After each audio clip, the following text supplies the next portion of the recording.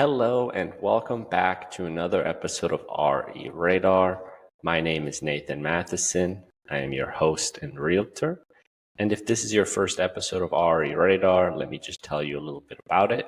The goal of this podcast is to help educate people on real estate, whether you're a homeowner, a hopeful future homeowner, or simply curious about the real estate market.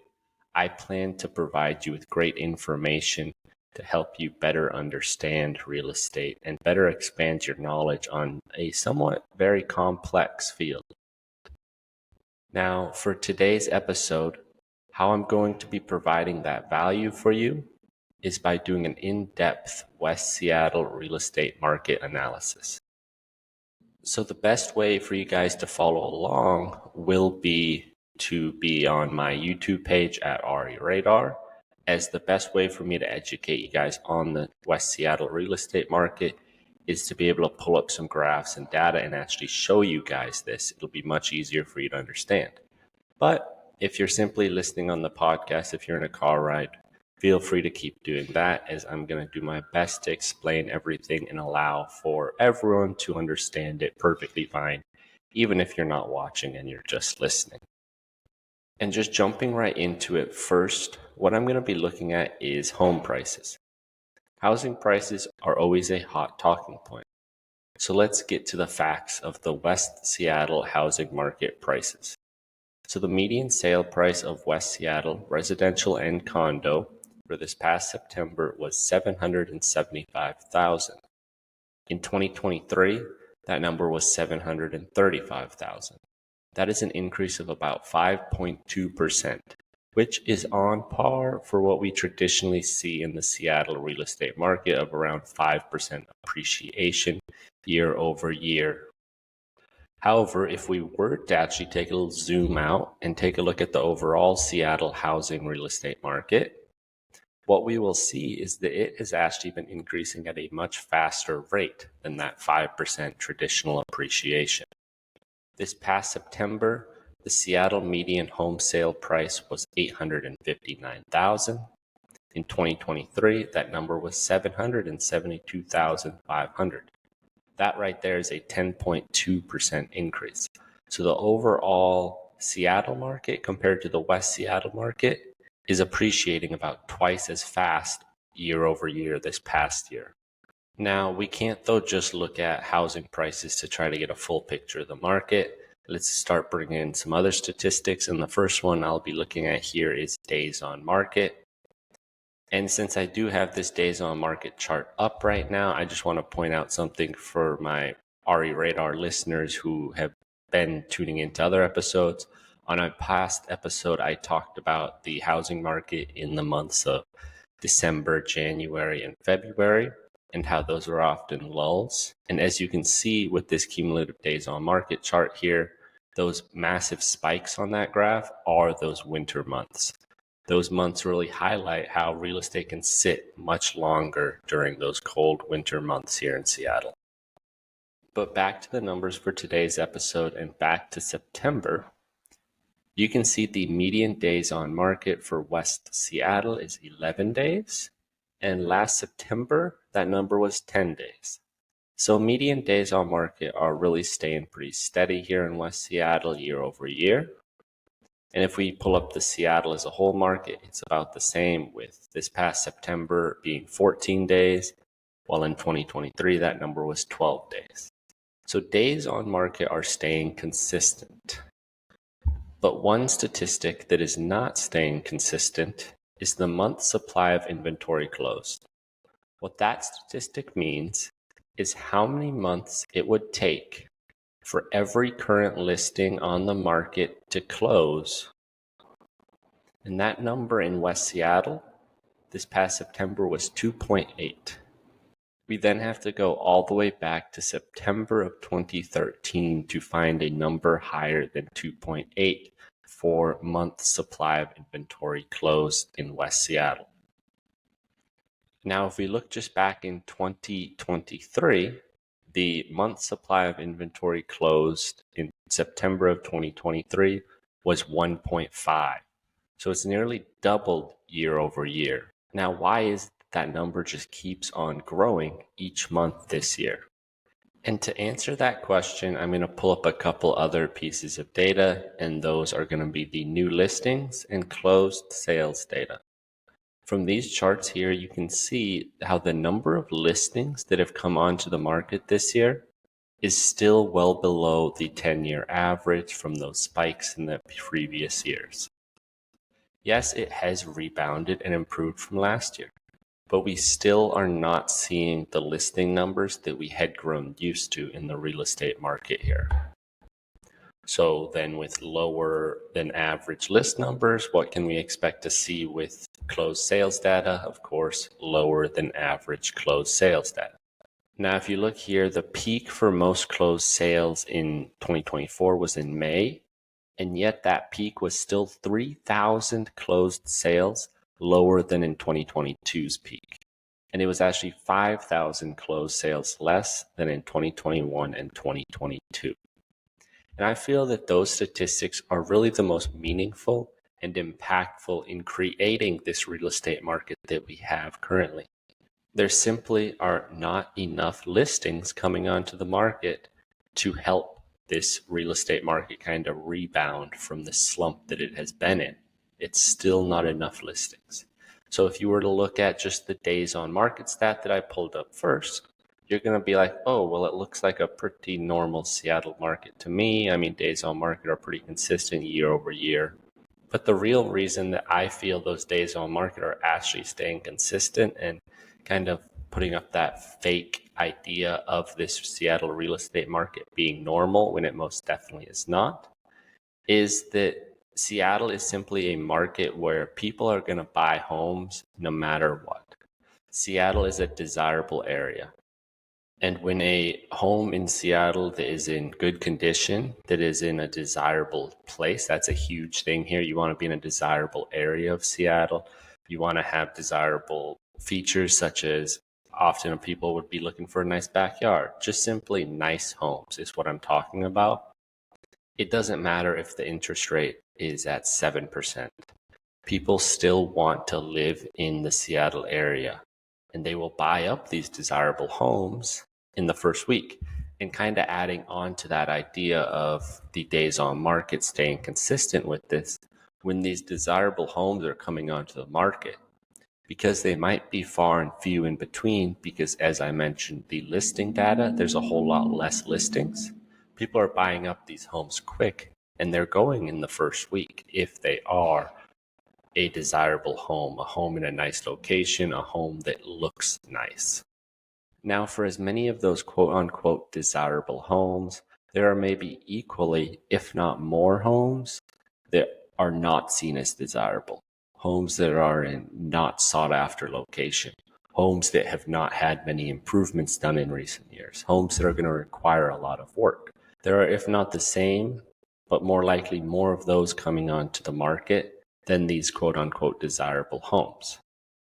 So if we were to look at, instead of just the median days on market, if we were to look at the average days on market for West Seattle, that number is 28 compared to the median days on market of 11. And now, of course, you can't discuss the Seattle or West Seattle real estate market without getting into the interest rates. For 2024, interest rates have spent the majority of the time either in the high to mid 6% range. And in a country where about 60% of Americans have a mortgage rate under 4%, and 23% of people in America even have a mortgage rate under 3%, it is very hard to get people eager about selling their houses and buying a new one when that new mortgage rate is in the mid to high sixes. So with that added bit of motivation not to move and not to sell, we have seen a market that has that lower listing volume and thus significantly lower transaction volume. And all this then leads to that month's supply of inventory to have reached a 10-year high in terms of how many months it would take to sell off all the current homes listed in West Seattle at the current rate. But as I'm sure you all are aware, we are in a somewhat of a changing of the tide period. This past September, the Federal Reserve announced that they would have their first cut to the Fed fund rate in 4 years. Now, while we didn't instantly get the major relief in mortgage rates that many people had hoped for, let's take a quick step back and explain how the Fed cuts rates. The Federal Reserve influences the federal fund rate, which that then determines the interest rate banks charge when lending money to other banks to then meet their overnight reserve requirements. Changes in the Fed fund rate then have a downstream effect on short-term debt products such as personal loans and credit cards. The actual impact on mortgage rates is much less predictable. Mortgage rates are not directly tied to the Fed fund rate. So you cannot perfectly predict what a mortgage rate is going to do in reaction to the Fed fund rate. Mortgage rates are decided by the lenders utilizing the Fed fund rate along with other economic factors such as the job market to determine what the actual mortgage rate is going to be. And so that is why when the Feds cut the Fed fund rate this past September, we actually saw upticks in mortgage rates immediately after. This being the lenders had already kind of built in, they'd already started lowering the rates in the weeks prior to the Federal Reserve announcing it. Everyone knew the Federal Reserve was going to be cutting rates. So lenders had started already to slowly cut interest rates. And now what we are sitting at with current interest rates are at about 6.55% when I recorded this episode. They have not really gone down like a lot of people had predicted after the Fed were to cut rates. And one of those factors I feel that are causing interest rates to stay up high is the October job report. It actually reported adding 254,000 jobs, which was 42% more than they had predicted. Now, this will take some time to get mortgage rates back into the low sixes, maybe into the high 5%, as if the Federal Reserve and if these folks aren't careful and you cut these rates too fast, then you can run into other economic issues such as a potential inflation period being created, which we do not want to happen. Now, while interest rates are not dropping at this moment, the important part happened. And the important part was that the Fed made their first cut since 2020. It's a sign that things are headed in the correct direction. The Fed is beginning the process of getting interest rates to a more manageable number for more people in America. And with the anticipation of more cuts to follow, a shift in the housing market is coming. Now the question is, will we see this uptick in the fall-winter months market? We're not yet sure. Nobody knows. Everyone's just predicting things. But one thing that I will confidently predict is that this upcoming spring market is going to be a much more traditional spring market. People are going to be buying, people are going to be selling come spring 2025. As by that point, I would predict the Fed to have cut the rate at least one more time, maybe two more times. So we should be seeing some more relief come spring 2025, where we get a more traditional listing numbers and closed sales data from the past 10 years. So what does this mean for you? Well, if you're a buyer, it could actually be smarter for you to jump into the market now before waiting for all these potential interest rates to cut, as if you do wait too long, you will get stuck in a multiple offer situations. You will get stuck offering way above list price in order to get the perfect home.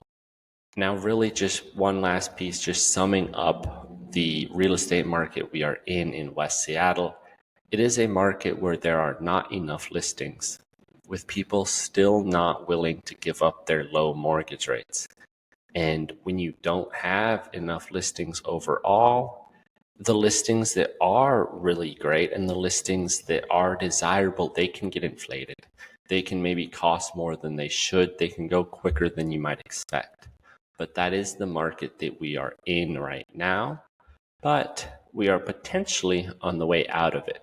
With just a little more interest rate relief, we should be seeing an influx of new listings. And that should then allow for buyers to be able to find and get into a home that they love much more easily than they are able to do so right now. But then again, of course, everything is a double-edged sword. You can wait for the interest rate to drop a bit before buying. But if you do that, you are at risk of an increase in not just list price, but also the competition. Because just a little bit of info for everyone, if you do not know, everyone is thinking about those same lines. Everyone is thinking, okay, I'll just wait until interest rates drop and then jump in and buy and save money. When very likely it will actually cost you more money to get into a house if you wait versus if you were to be buying right now. So if you can afford to buy now with the interest rates still in the mid sixes, opposite of what you might think, it could actually save you money in the long run and help you start building that equity up in your new home. And so that was the West Seattle real estate market update.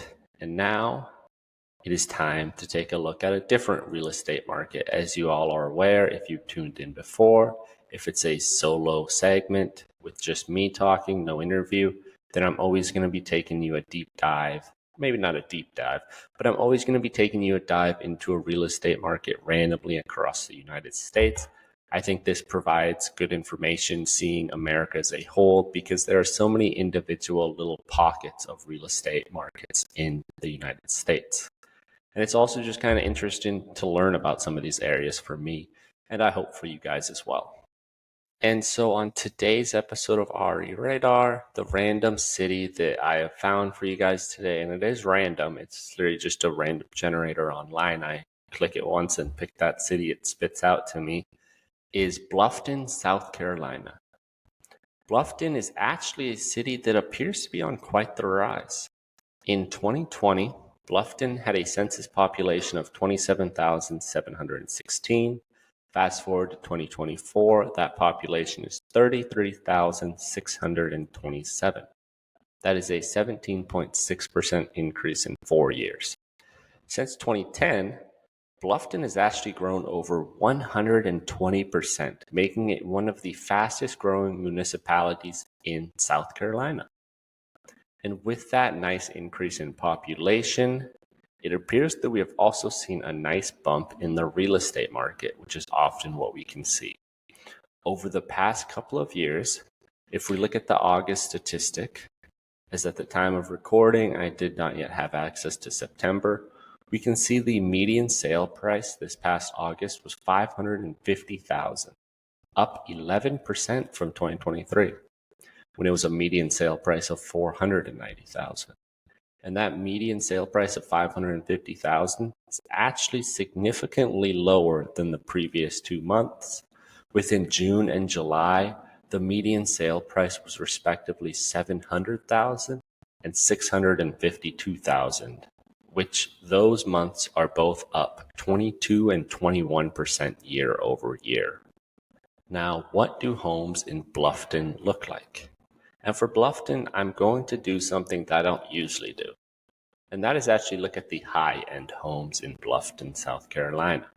One of the big draws of Bluffton from my little bit of research I've done is this neighborhood called Palmetto Bluff. It is considered to be one of the best master planned communities in the Southeast.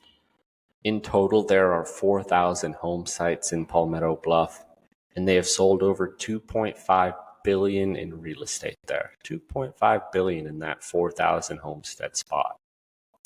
And the one that I'm going to be showcasing here today and pull up is a $2.495 million listing. Now, there were a good amount of properties listed around $5 million. Then I think the highest that I saw was listed at $11 million right now. But I wanted to stick, a little lower in the $2 million range where there were a lot. And I picked this $2.495 million home that is a 5-bedroom, 4.5 bath, 3,485 square foot, gorgeous home built in 2019. It's been upgraded in 2021. Highlights of this home are the chef's kitchen with Wolf and Sub-Zero appliances, an oversized screened porch with a bed swing, and then there's the luxurious primary suite. Some of the more recent upgrades that they've done include a whole home generator, there's a wine fridge, and designer wall and window treatments. So Bluffton appears to be an area that people are starting to really appreciate and enjoy a whole lot more. More people are moving out there. The real estate market there is on the rise and has really started to take off in recent years. So we'll see what Bluffton goes to. Maybe I got to take a visit out there one day. But that is all the time we have for today. Thank you very much for joining me and tuning in to this episode of RE Radar. I hope you all were able to take something away from it and learn something about real estate. Now, I will see you all next week on Tuesday Tour. Thank you for watching and thank you for listening.